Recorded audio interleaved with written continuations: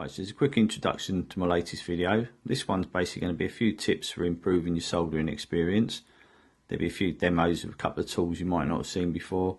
So I'll be showing you how sort of the advantages of getting different size solders, different size soldering iron tips, and where and when you shouldn't use them. So you've got a few components down the bottom. I'll show you how, no matter sort of normally whatever the size component, I'll always start the same way. So I've got from 402s right through to a large electrolytic. But I always sort of start the same way, like I said. Yeah, I've got a couple of different ways of cleaning your tip. I'll show you at the end how to preserve your tip for the future. And yes, hopefully you'll find something useful throughout the videos. There'll be a few photos as usual, a few videos, and yeah, like I say, a few demos. So hopefully you'll find it useful. And so what I'm going to do, I'm going to get straight on with the first video.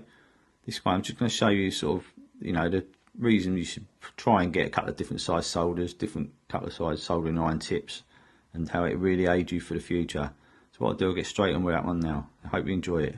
Right, so we'll come on to the first three tips during these little videos. This one I'm just going to show the importance of the correct size solder, correct size soldering iron tip, and also the use of flux.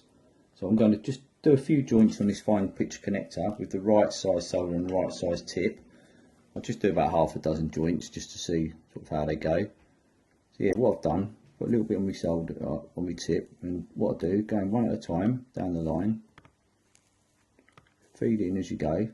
This is just aiding, sort of showing you how to sort of do it correctly, just one at a time. If you've got any light joints, you can just go over them. The flux sort of aids the solder running down the pin. As you can see, I've got a few nice joints with no shorts. So I've done about half a dozen. Now you can imagine if you go in with a sort of great tip, I'll just lay one in there quickly as an example. So if you sort of went in with that size tip there, you're going to really struggle. Obviously that's a huge great tip. That's just a bit of an over the top example. And also I'm going to show you some 0.9 solder. Just going to lay that in there so you can try and imagine. So you can you imagine going in trying to solder them joints of 0.9 one at a time? It's not really going to happen. So that just sort of shows you sort of need the right size tip, the right size sort of solder to sort of do your joints. Now every solder, like I said, every solder and every tip's got its place. It's basically just choosing the right one for each application. So yeah, and also use your flux all the time. That will really aid your soldering. So yeah, that's basically the first three little tips, the correct use of certain items. So what I'll do now, I'll move on to another little tip and we'll take it from there. Alright, before we move on too much further, I just wanted to add this short little video onto the previous one where I've just done them sort of connector pins with the 0.25mm solder, which you can see that sort of over this side. That's the one I used on the previous sort of little clip. And this is the 0.9 solder that I sort of showed you also in the last clip, which obviously weren't really sort of meant for that application. This is where it is useful for when you're doing like a 5mm across earth cable. So basically, like it's trying to work out what solders and what tips are the right combination for any one job. So this is the last combination I used. So obviously I had the quite fine sort of conical tip with that solder, and this is a tip that I sort of showed in the last video, and this is the perfect combination for this sort of job, the large tip and the 0.9mm solder. So yeah, whenever you get a soldering job, it's just basically trying to work out the best sort of combination for that particular job, and you will get there if you sort of keep practicing. And it's in the end it's quite obvious what's the best combination. One thing I will say, try and get yourself a decent soldering iron where you can sort of have interchangeable sort of tips. If you get an iron with just one fixed tip where you can't really change it, it's fine for DIY, but when you're sort of doing some sort of PCB work, you'll probably really struggle. So yeah, just try and get a decent iron, a few different tips, 2 or 3 different size solders. I'll put a sort of a link up at the end, sort of places where you can get the solders. So yeah, what I'm going to do, I'm going to sort of solder this one up, just sort of get it preloaded, and I'll show you how I put this onto a board, onto say like a battery pad. So I do see some people not doing that quite right, so hopefully that'll help you in the future. So what I'm going to do, I'm going to move on to that, and I'll quickly show you how to do that. So quickly following on from the last little clip, when I basically fit my cables to sort of board pads, battery sort of cables, etc., this is what you sort of generally get. You'll get a pad. This one's not really meant for this cable, I'm just doing it for a demo. So you've got this pad, it wouldn't normally have a hole in it. Best thing you can do is tin your pad, preload your pad. Obviously I'm going to have to put quite a bit in this because it's got a hole in the middle. whereas normally they wouldn't have. So basically, yeah, preload your pad, bit of solder. It's just flux sort of around the outside, so I'll clean it right off after. I've already tinned the cable like I said I would earlier. So basically you've got a pre-tinned cable, pre-tinned pad. Basically then it's just a case of putting them together. Don't go in with a dry cable and a dry pad. It doesn't really work. It's best to pre-tin your cable first. So there will be a bit of sort of smoke coming off this. It's only the sort of flux, it's sort of quite a fluxy solder. So basically, yeah, I'll put a bit on me tip. Basically, lay your cable on the top and just melt the two together. Really, that's all you do. You can sort of feed it in as you go, or you can just preload your tip. But the main thing is just to tin both. I'm just going to add a little bit more up the sides on this one, so I'll put a bit more on the tip. Yeah, that's all it is. Preload the pair. As you can see, got all the solder going up the side, sort of around there. Just try and focus in a bit better.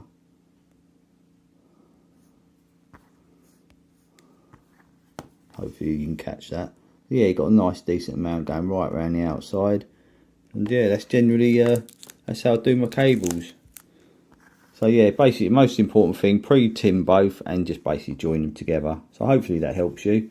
And what I'll do, I'll clean all this up and put photos up later. And what I'll do now, I'm just going to move on to the next sort of item in these videos, and hopefully you'll find that one useful. Right, so moving on from the different solders and different soldering iron tips, this is basically a great tool if you do a lot of through-hole soldering. It's probably the best tool I've ever found for helping you in your through-hole soldering. They're called PCB distance cutters, and basically you get a different sort of size blade on the end of each tool.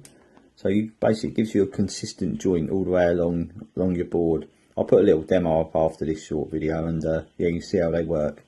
So as you can see, if I tilt that one over, I'll just zoom in a little bit on that. So yeah, as you can see, you got this sort of nice little blade, and that's the height of the joint you're going to get.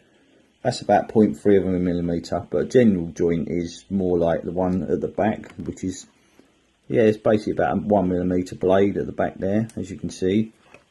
That's about 1 millimetre step, and that is the height of the joint you'll get. Like I say, afterwards I'll put a little video up showing you how these work, and hopefully you can get yourself a pair, and it will really aid you in the future. So what I'll do, I'll quickly move on to a little video, and hopefully you enjoy what you see. Right, so this is where we give you a quick sort of demonstration of how the PCB distance cutters can do their job really well. Basically, as you can see, I've got sort of quite long through-hole legs that are they're about sort of 6 millimeters long. So obviously we need to cut them down. And normally you'd go in with your sort of side cutters, and but basically you get different heights. So if you go right along, it's job to get the sort of heights consistent. You could go too low and accidentally sort of damage the board. So these are a great safe option, and basically every joint's going to be consistent. Like I said just before this, you can get different height sort of options available. The ones I'm just going to quickly show you now, 1 millimetre ones. So all you do, literally, just take it over to the joint, and away you go. And it's that easy. And as you can see, you're getting a lovely clean cut. You've got no worries of any damage to the board. You can just go along the line as quickly and easy as you want. It really is that simple. And that's it really. Just push them out of the way so you can see sort of how consistent things are. So there you go. You got a load of lovely clean joints, all the same height, and that is literally how they work. They're a great tool for through hole. If you're doing a lot, say through hole resistors, through hole capacitors, any sort of normal leg for through hole, they will give you a lovely clean consistent cut. So yeah, basically that's well worth getting a pair if you do a lot of through hole. And hopefully, hopefully that will help you in the future. What I'll do at the end, I'll put a few firms up that probably sell these. So if you need to sort of try and get a pair, hopefully you can. So anyway, I'm just going to move on to another sort of top tip, and hope you enjoy that one. Right, so following on from the great PCB height cutters, the distance tools, I'm just going to show you quickly the sort of benefits of getting some decent tweezers. Now these components you can see here, like R17, R14 for example, are really close together. Now some people have said, how do you get your components sort of perfectly aligned? Well, this will quickly show you a good example of why you sort of need some decent tweezers, different sizes. So I'm quickly going to solder these up for you. I'll place them first, and then I'll sort of solder them up for you to show you sort of a little bit about that as well. So this is the benefit of getting some great tweezers. Now these will allow me to basically place the components perfectly. What I do first, I put them all in position sort of loosely, and then I just tack them all in. I never preload my pads like some people do when they're doing sort of little resistors. I've sort of mentioned this in other videos I've done, but this, yeah, I'll just quickly show you again. It's basically, yeah, these allow me to get right in between each component to sort of place them perfectly. And what I do, I'm just going to lay them on loose, sort of roughly in the position they're going to finish. So as you see, I've got this other sort of pair, and if you sort of go in with these larger ones, you're going to quite struggle to get in there, especially if you're doing 0201s. You sort of struggle to get in between them. So these are sort of perfect for the IC next to there. I'll quickly place that just loosely. I'll solder these up in a sec so you can just see sort of how I do that as well. So what I do, yeah, best thing to do when you're doing these components, lay them all on loose. So I don't preload my pads, and say this is the benefit of getting sort of 2 or 3 different pairs of tweezers. And then what I do, I just tack them in position. So the nice small tweezers allow me to do this. All you need is a tiny bit on each, so the component's not going to move. Don't put too much, you can revisit this end after. So I'll just tack these in position. I've got a tiny bit on each. The little SOT 23 there, I'll normally turn this board round to do that because it's at a strange angle for this video, but I'll try and do it at this angle.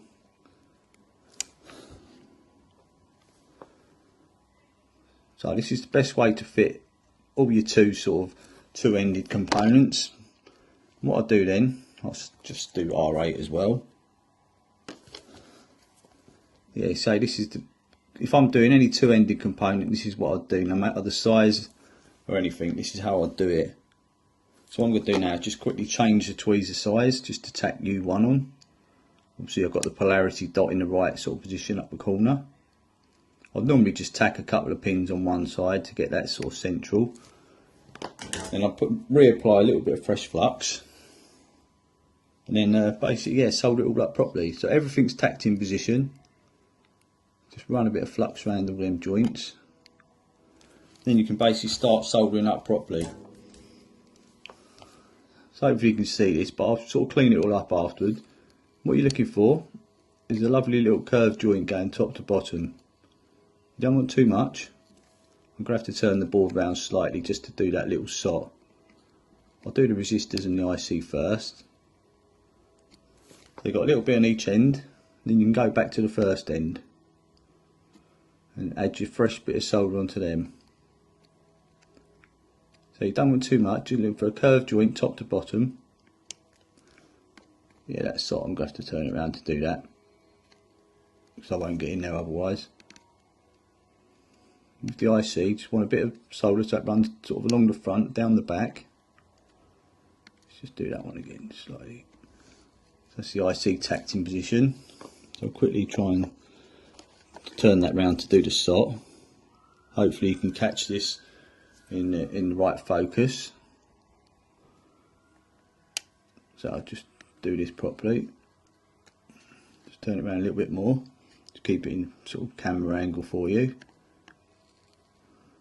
So I've got them just sort of, all you need ideally on them, so you can still see the outline of the component. So they're all sort of soldered on. So I'm just going to solder up this IC, the second leg. Just try and keep it into view for you. What I'll do, I'll clean all this up in a minute. But yeah, any two-ended components, sort of just do 2 joints. No matter the size, I always do them the same way. Just tack them on, 201s right through to large electrolytics. So I've got everything soldered up there now. I'll just give it a quick clean, then I'll blow the camera angle up for you so you can sort of see it nice and clear. Just give this a quick clean and we'll see what it looks like after. So yeah, so the benefits of sort of different tweezers are sort of invaluable. It means you can get anywhere, you can get sort of to put any components into tight areas. So as you can see, it's just blow it up a little bit so you can see some decent joints. Just blow it up slowly. So you've got your nice curved joint going top to bottom and all them, so all the resistors. Got your IC where the solder's running up the sort of round the sort of front, up the sides, and yeah, everything's soldered on nicely as you can see. So yeah, hopefully that shows you the benefits of decent tweezers. So what I'll do now, I'll finish up these first few videos. I'm just going to put a few pictures up, and then I'll move on to a few more sort of videos after that. So yeah, hopefully you enjoy them as well.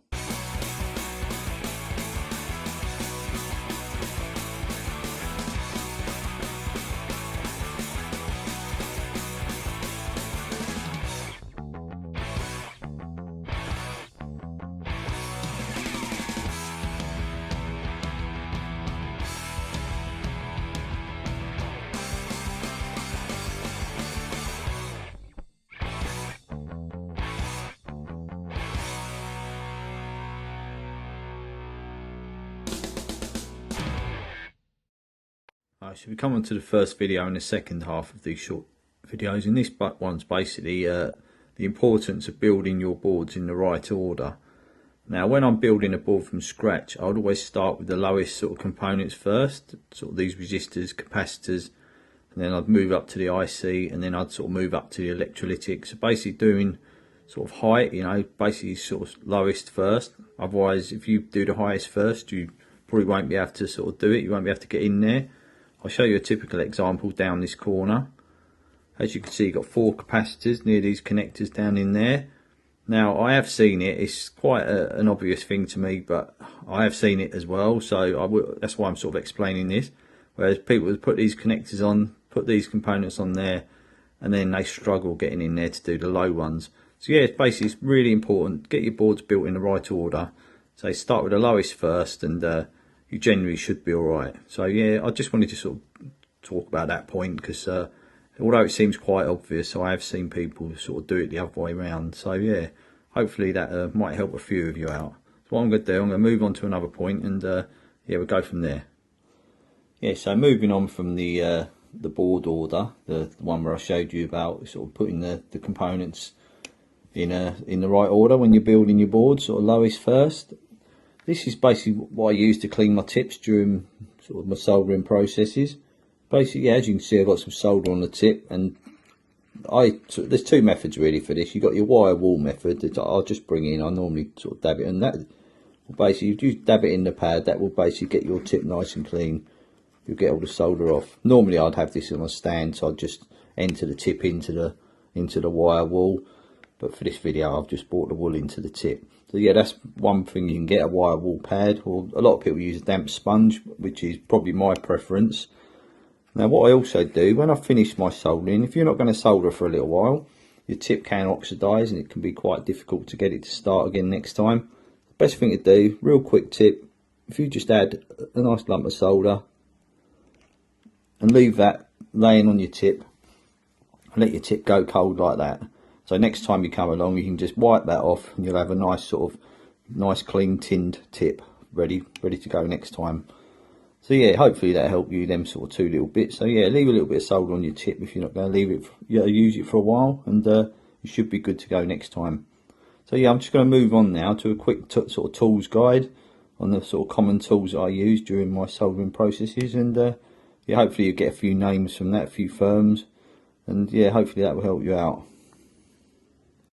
Yeah, so just to sort of finish all these videos off, I'm just going to give you a quick guide on sort of the tools I use. So basically, up the top you can see 3 different size solders. I've got a 0.25mm and 0.5 in this picture in the middle, and the one on the right hand side is 0.38mm. Now I've also got a 0.9mm solder, but obviously it's not in this shot. So yeah, it's worth getting yourself a few different sort of sizes of solder. So I've got my flux there as well, the SMFL 200D, which I've sort of done a video on also. They're the cleaning wipes I use, G-Tech dry wipes, and the fluid I use is called Ultrasolve, and as a combination they're a great pair. So yeah, I've got a couple of cleaning brushes. They're just sort of standard, standard makes. So I've got some sort of PCB distance cutters there that are made by Lindstrom. They're sort of cutters, and all their tools are great, so they're a good sort of name to go for, Lindstrom. I've got a standard pair of sort of pliers there. There's another sort of a PCB distance cutter pair there made by Tronex, so you can also look them up.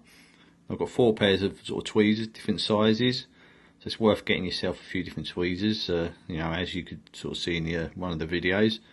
They're sort of made by Lindstrom as well, some of them, so yeah, they're great tools, Lindstrom.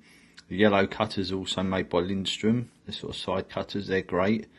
So I use the iron I use is basically a Weller TCPS, just it's quite an old style soldering iron. It's quite a sort of large handle, but it's the stuff, you know, it's the one I really like. So yeah, but everyone's got different options and sort of different preferences on irons. Some people like Metcals, and yeah, so basically just use what you like. So I've got a different tip for that. There's a couple of different ways I sort of clean my tip after I'm using it. So I've got your wire wool stuff, and also your sort of damp sponge. So yeah, basically they're the most common tools that I use, and obviously I've got things like a stereo microscope, but they're made, I got mine from GT Vision, based in England, but there's lots of them available, sort of different firms. So yeah, all you need, this lot, what I've got here is the sort of standard kit for what I use, and also got like things like solder wick and stuff. But yeah, if you want to look up some of these makes, say Tronex, Lindstrom, Farnell and RS components are probably the 2 main sort of people that I go to for tools and parts. And in America you've got DigiKey and Mauser. So yeah, hopefully some of these names you know you can look them up and find some of the items you're looking for. So yeah, thanks a lot. So that wraps these videos up. So thanks a lot for watching, and yeah, if you like it, you know, please sort of give us a like and subscribe. And what I'll do, I'll put another video out in the near future. And yeah, thanks again, and I'll see you soon.